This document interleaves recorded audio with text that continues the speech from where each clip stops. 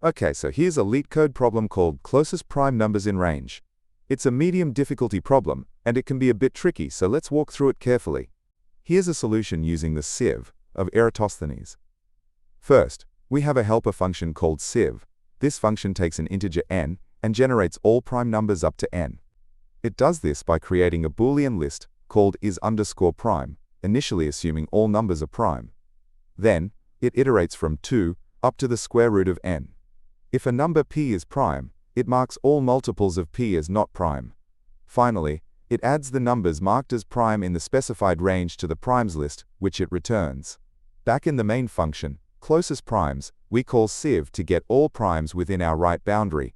If there are fewer than 2 primes, we return 1 minus 1, as per the problem instructions. Otherwise, we initialize ans to 1 minus 1 and min_diff to infinity. Then, we iterate through the primes list, calculating the difference between consecutive primes. If this diff is smaller than our current min_diff, we update min_diff and update ans with the current pair of primes. Finally, we return ans. The time complexity of the sieve is big O of n times log n, where n is right. The space complexity is big O of n, primarily due to the is_prime list and the primes list in the sieve function. But then I found a more optimal solution, which avoids generating all primes up front.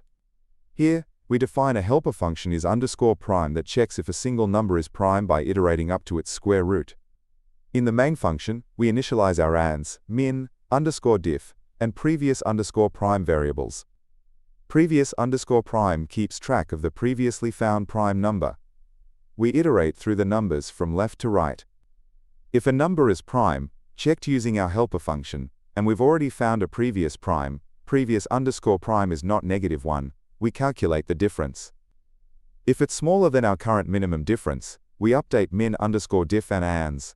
We then update previous_prime to the current number. Finally, we return ans.